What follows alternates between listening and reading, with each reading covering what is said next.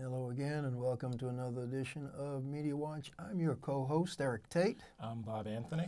And brought to you by the good graces of Manhattan Neighborhood Network and EVT Educational Productions. And once again, we're pre-taping the Thursday before our Monday air.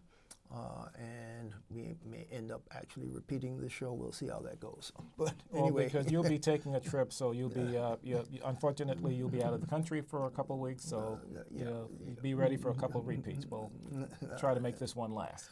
Okay, let's see what we can make happen. But so one of the things I think we should talk about is the story we said we would look at more this year, and that was situation facing journalists across the globe. And basically May 3rd was World Press Freedom Day. Right. And I believe there was a conference that was held in Addis Ababa, Ethiopia, and UNESCO and the Ethiopian government sponsored it. And right, and there were other commemorations or celebrations or, people noting the day like SPJ and ABJ, a few other journalism organizations noted, that specific day this month. Well, the interesting thing was just a couple days ago, I guess, the government of Myanmar actually released 2 journalists that they'd held for about a year, right. Reuters journalists, and I mean, I think it was like 500 days. It was even worse than that. Yeah, it was over a year, but I rounded it down. Yes, yes. but it was still bad. It was bad enough. But the nature of the beast, as the story that I actually took a look at in the Times indicated, 2 journalists got out, but that barely put a dent into the restriction of freedom that's going on in Myanmar. Right. And so there's, but that was symbolic and symptomatic of the situation, because I don't know if you were able to call up that link that Melvin McRae sent us about the World Press Day, but I only glanced at it, but go ahead. They were talking about the fact that the last actual full annual report, there was over 300 journalists, I believe. Let me see. I might be able to pull it up. It's bad, and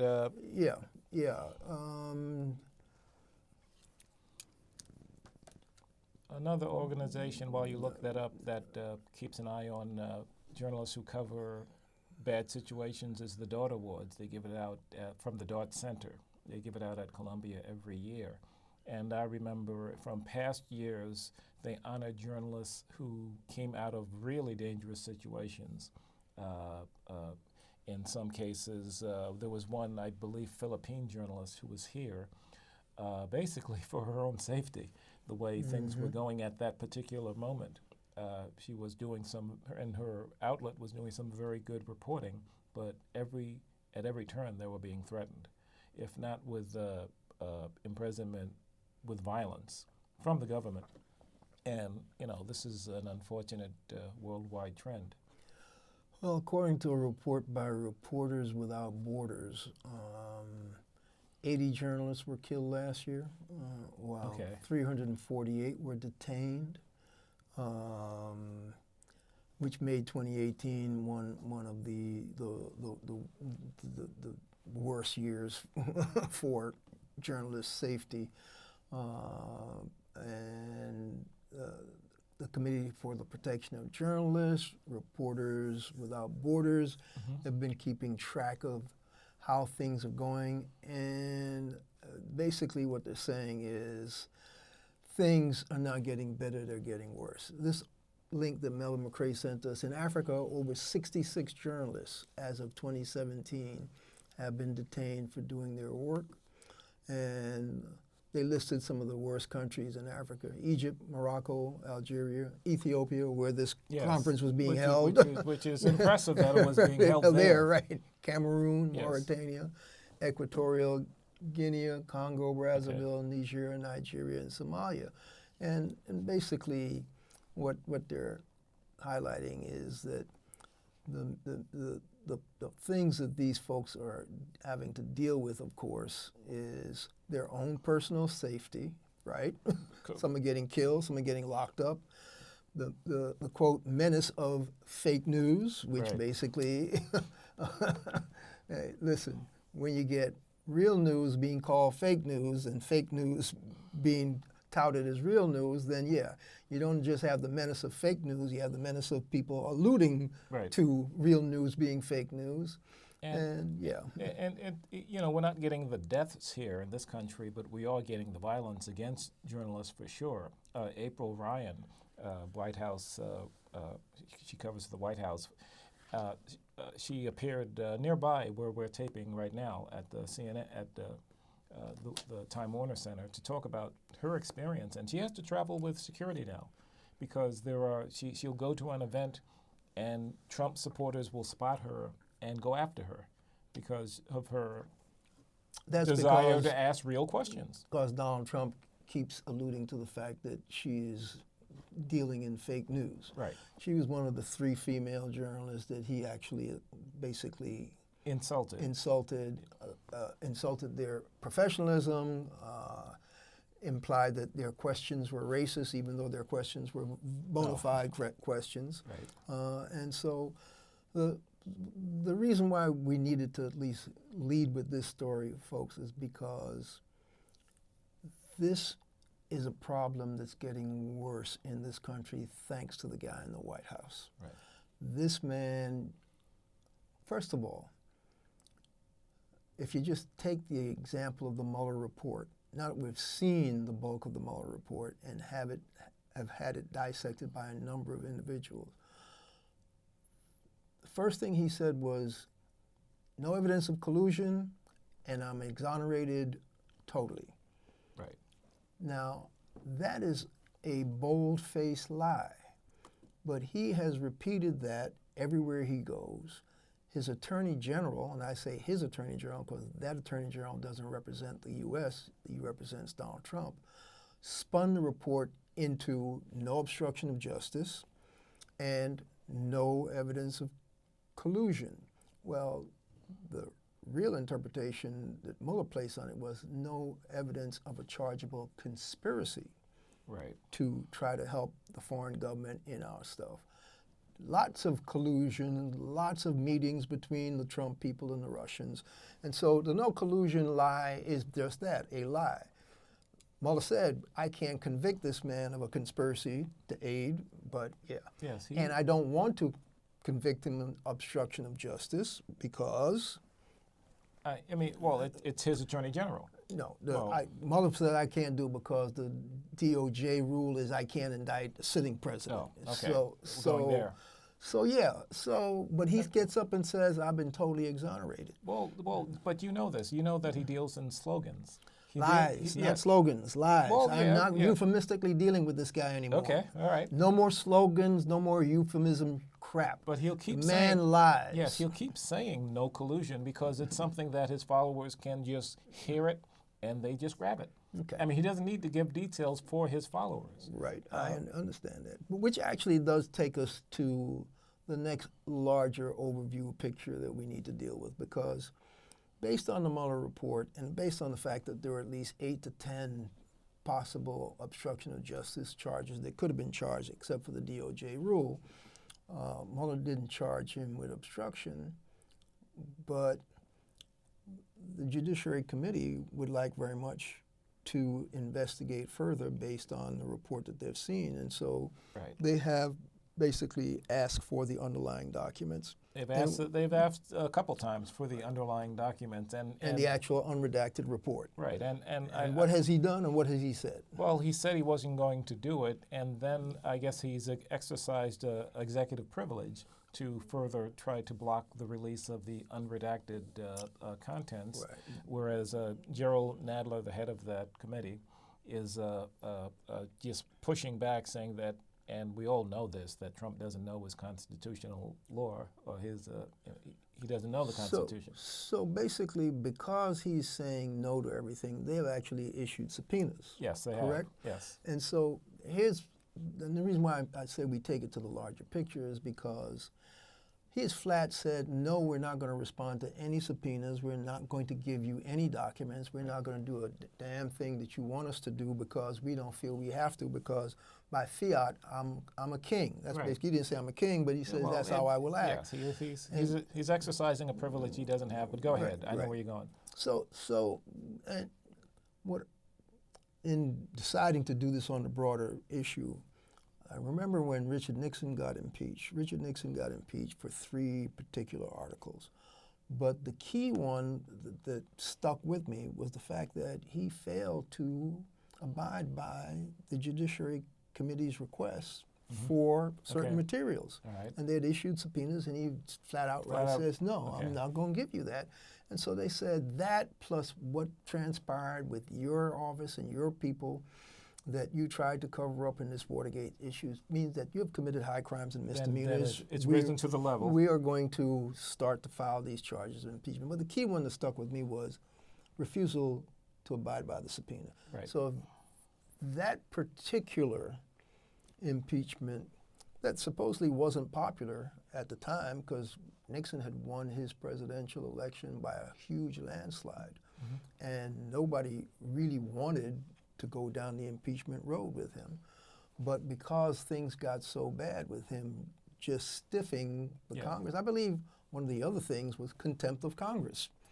I mean, so you can't have, I mean, you got serious precedent if you look at it in the longer, larger picture. Right. Just the Nixon impeachment stuff. I don't want to go back to the Andrew Johnson in the 19th century. We don't need to go that far. It's applicable, but we don't need to go that far. No, we don't have to go that far. Nixon becomes a perfect example of the 2 key things that he's done, that he did, that they said, this is above anything that deals with the separation of powers, checks and balances, high crimes and misdemeanors. We will start this impeachment stuff. But you can see exactly where arrogance plays into it and where Trump has actually raised that to a higher level than Nixon ever did. Oh, yeah. I mean, he didn't, I mean, the blast back that you get from the White House when you're asking for the simplest of things and the way he talks to his staff in the behind the scenes, not to help people, not to disseminate anything, and the way he tweets without filter, it's, you know, he raises it to a much higher level than we've ever seen, but that's not breaking news. No, but think about it this way. You've got this 2.5 or 2-year investigation. And the investigation looked at a number of things, but was primarily focused on what the Russians may or may not have done to our elections and to our democracy. And within the context of that, there are some questions that weren't answered, whether the investigation got curtailed by the Attorney General, because once Barr came in, all of a sudden, Mueller was wrapping up. That's something that's worth digging into and debating on the larger picture. But the bottom line is there are still questions about what transpired. Sure. And whether these people, in trying to stop the investigation into what transpired, especially Trump himself, may have obstructed justice. And so the calls for continued investigation, never mind calls for impeachment, which more than once Donald Trump has already done things that are impeachable based on the Nixon example. Right. So the question to you is are the Democrats not going that way because they're worried about the 2020 elections? Yeah, we had that discussion, and I think that's what's scaring them. I'm thinking, well, Trump has his followers. That block just doesn't get chipped. I'm not worried about They're that. not, but there are people in the middle. There are a ton of other people in the country, some who have never voted because they just don't like the fact that these people don't stand for anything. Exactly, and that's a key problem because they seem, and they are, diluted in a lot of what they do. They're wishy-washy a lot of the times, and like in this example where they should be hitting with a hammer, they're hitting with a foam mallet. Basically. It's not the forcefulness that you expect out of, you know, and Nadler can be tough if he wants to be. I've seen him go against different parts of the federal government on other issues. Nadler's the head of House Judiciary Committee, and he says, I want everything, and if I have to go to the mat, I will. And see, he's doing this step by step, as opposed to saying, we've got enough grounds for impeachment. Let's just do an investigation to see what the obstruction of justice elements are that the president claims he was exonerated on, but there are 10 different examples in the report that says, were it anybody else, we would have charged him with obstruction of justice. So he wants to continue this investigation. And yeah, I'm not saying don't, but when this guy throws down whatever kind of gauntlet, and his attorney general throws down this gauntlet and say, no, we're not giving you anything, then that says to me, you need to stand up for the rule of law, because they're violating the rule of law by not providing what you need for your investigation. If you can't investigate wrongdoing, you can't uncover wrongdoing. I need to look into the mechanics of how this is done. When contempt of Congress is declared, what are the mechanics? Let's say it had been anybody else, like myself. Let's say I got charged with contempt of Congress. Who prosecutes that? The Congress actually has a sergeant at arms that they can send to arrest you. But if the Justice Department won't move, because actually this stuff goes through the Justice Department. So if they hold Attorney General Barr in contempt, Attorney General Barr can say to the Justice Department, yeah, but I don't want you to throw me in jail, so just ignore this. That's He could actually do that. But I'm your boss, you're not going to touch me. The House could actually then say to the Sergeant at Arms, I don't care what he told them. You go and you arrest him. Now, they used to have a jail. You're right. They actually did. But I've heard tell that the jail doesn't exist anymore. It existed in 1935, 1936, the last time they used it. They snatched somebody and threw him in the jail. There's a holding cell. So here's my point. I don't care if you don't have the jail. You can do a makeshift jail. Just snatch his rear end up and throw him in your makeshift jail. If you have the wherewithal legally, you can do that. But that takes a lot of balls. My point is, it'll send a message to the fact that you're not playing games, and that these fools can't get away with thumbing their nose at you, because it's supposed to be very, very bad to, hey, they use contempt of Congress as an article of impeachment for Richard Nixon. So why not throw Attorney General Barr in jail and or impeach Donald Trump for contempt of Congress if they really want to play hardball? And that's in the law specifically for cases like this. That's exactly right. I mean, that's part of the balances. That's, we think that we have a government that has everything balanced. It doesn't always work, but that's why it's there. So big picture, we'll be talking about this issue because these subpoenas that are being ignored are going to wend their way through whatever legal stuff that Jerry Nadler wants to use. But I see that as part of the problem. There's no timetable. Run out the clock. Yes, I know where you're going.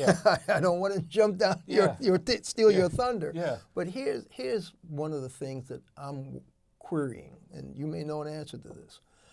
There have been many occasions where someone has gone to court, expedited it to the appellate court, and expedited the expedition to the Supreme Court.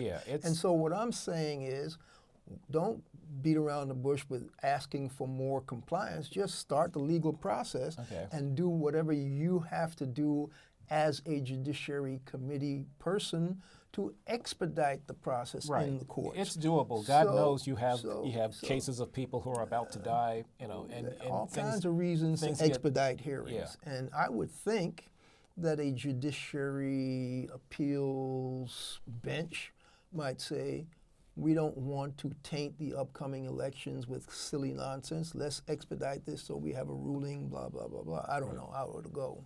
But that's something that we can think about, right? And that makes me worry about some of the federal judges that did get through the process that Trump nominated, never mind the ones that smartly backed out of the process. Well, the process is being tainted is what I'm saying with judges that lean to Trump.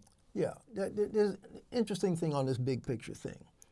Because I heard Elizabeth Holtzman, who was on the Watergate prosecuting Yeah, team back in the days, yeah, right? I remember her. And, That's for sure. and she was from New York, Representative. She might have been in the Senate, but I think she was House of Reps. Yeah, in But Manhattan District. yes, right? yes, yes. A couple shots at mayor. And her thing was, the country wasn't ready for impeachment when they started the Watergate hearings, which actually led to uncovering all the stuff that rose to high crimes and misdemeanors. Okay. She said, but nobody knows what's going to happen when you hold real hearings.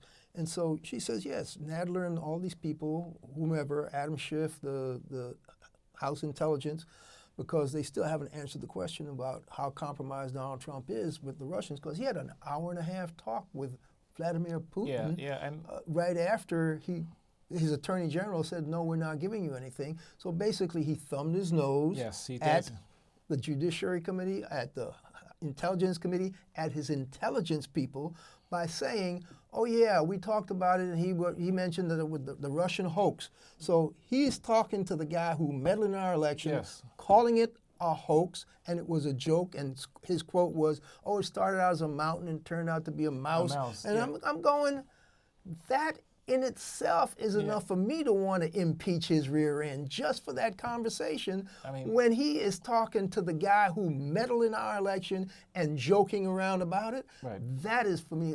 I don't want to get over the top, but this is crazy nonsense.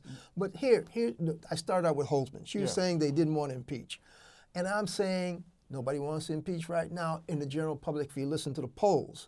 But that's the way it was back in the day. After the stuff came out, well, it may not be as easy today. And the reason why I say that is you and I both know social media has all these goddamn bots and fake accounts and all that stuff that can muddy the waters, so that even if you try to put all the stuff out and you have every bona fide, legit news organization giving you your hearings and all that, when the guy in the White House still stands up and says it's fake news, and the Russian bots come in and say it's fake news and start playing with the social media, muddy the waters, whatever, it's not going to be as easy a job. And then, of course, you've got his propaganda arm, the Fox fake news propaganda machine, that even if the real news people give you your hearings properly, there's still that megaphone. Absolutely. And so. I mean, I intentionally don't delete. I get some of that crap in my email. I intentionally don't unsubscribe or delete because I want to see the crap that people blow out there after, like the papers, the Mueller report. Joy Elliott, our resource person, she does the same thing. She sends us stuff. From those crazies. Yeah, I mean, I remember back when someone first pointed me towards InfoWars, and I'm like, no, nobody could blow out that kind of BS. 4chan, which is now 8chan. Which is, Yeah, that's basically a channel where anybody can post anything, and there's no filtering. And for what they're trying to force Facebook to do, they'll never filter that. All the wacko right-wing crazies went from 4chan to 8chan, or 4chan multiplied to 8chan. There's a social media channel for that. For the crazies. Yeah, whether you turn it off or you try to blank it. But the reason why I want to segue back to Murdoch. And we got about 4 minutes. And I say Murdoch because Murdoch and Fox News is a propaganda arm. But there was, and we didn't give these folks kudos, like we gave that local reporter. Yes, last. The guys we need to actually blow a big shout out to is the New York Times Sunday magazine of April 3rd. Jonathan Mahler and Jim Ruttenberg, they wrote a piece in the Sunday Times magazine, headline, Rupert Murdoch's Empire of Influence Remade the World. How Rupert Murdoch's Empire of Influence remade the world. Now, Murdoch and his children have toppled governments on 2 continents and destabilize the most important democracy on earth, ours. What do they want?